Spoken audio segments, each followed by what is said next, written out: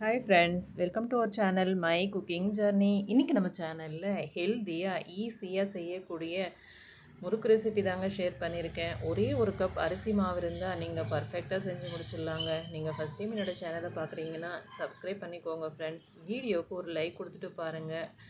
எப்படி செய்கிறதுன்னு வாங்க பார்க்கலாம். ஸ்டவ் பற்ற வச்சு கடாய் வச்சுக்கலாங்க. கடாயை வச்சு 1.25 கப் அளவுக்கு தண்ணி சேர்த்துக்கலாங்க. தண்ணி நல்லா சூடாகட்டும். இப்போ நம்ம 1 ஸ்பூன் அளவுக்கு வெள்ளை எள்ளு சேர்த்துருக்கேன். நீங்கள் கருப்பு எள்ளு இருந்தாலும் சேர்த்துக்கோங்க. அதனுடைய 1 ஸ்பூன் அளவுக்கு ஜீரகம் சேர்த்துருக்கேங்க. இதுக்கு தேவையான அளவு உப்பு சேர்த்துக்கலாம். இப்போ நம்ம தண்ணி எந்த கப்பில் அளந்தோமோ அதே கப்பில் இப்போ 1 கப் அளவுக்கு அரிசி மாவு சேர்த்துக்கலாங்க. அரிசி மாவு இது போல் நமக்கு தண்ணி நல்லா கொதி வரும்போது அரிசி மாவு சேர்த்துக்கணும். அரிசி மாவு சேர்த்து இப்போ நான் வீடியோவில் காமிச்ச மாதிரி இது போல் கரண்டியை கொடுத்து நல்லா இது போல் நல்லா கிண்டி கொடுக்கலாங்க. கிண்டி விடலாம்.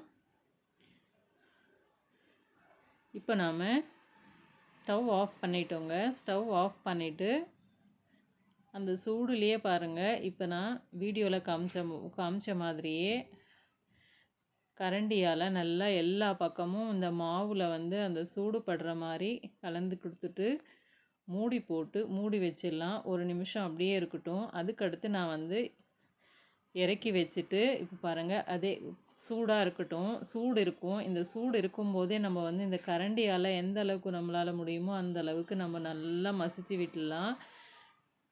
இப்போ கொஞ்சமாக எண்ணெய் சேர்த்துக்கலாங்க.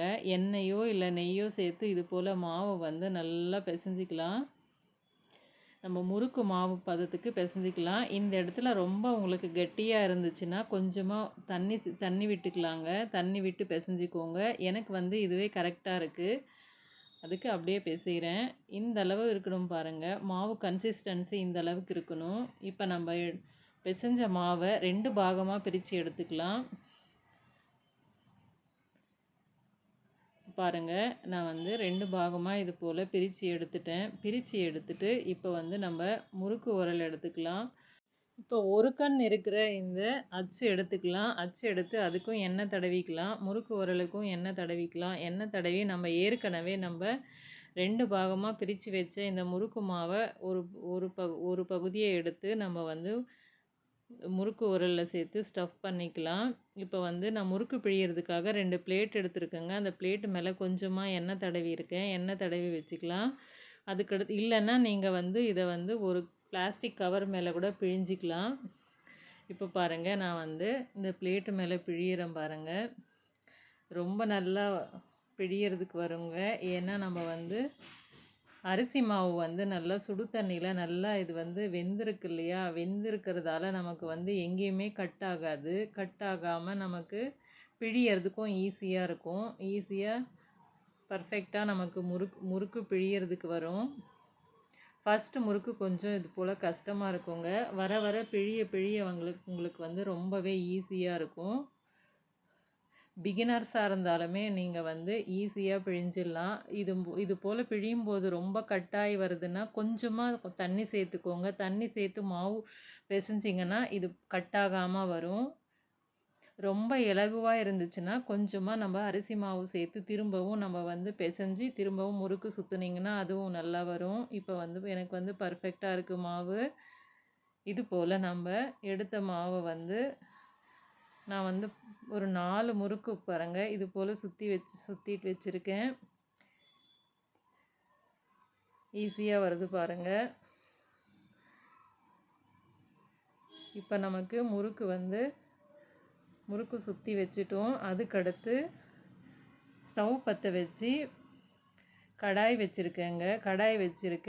எண்ணெய் சேர்த்துருக்கேன். எண்ணெய் நல்லா சூடாக இருக்குது. கொஞ்சமாக மாவு போட்டு பார்த்தேன், அதுவும் நல்லா எழுந்து வந்திருக்கு. இப்போ நம்ம முறுக்குகளை சேர்த்துக்கலாம். ஒன்றா இது போல் கையில் எடுத்து சேர்த்துக்கலாம். ரொம்ப ஈஸியாக இருக்கும். இப்போ பாருங்கள், நான் ஒரு முறைக்கு ஒரு 5 முறுக்கு சேர்த்துருக்கேன். சேர்த்த உடனே நிறைய பபுள்ஸ் வரும் நம்ம முறுக்கு. கொஞ்ச நேரம் இதை டிஸ்டர்ப் பண்ணாமல் அப்படியே விட்டுருங்க. அதுக்கடுத்து கொஞ்சம் வெந்த உடனே நமக்கு இது போல் நம்ம ஒரு கரண்டியாலேயோ இல்லை குச்சியாலேயோ இது போல் திருப்பி விட்டுலாம். திருப்பி விட்டு நமக்கு அந்த பபுள்ஸ் எல்லாம் அடங்கின உடனே நம்ம முறுக்கு எடுத்துக்கலாங்க. இப்போ முறுக்கு வந்து நல்லா வெந்திருக்கு. இது கலர் வராதுங்க.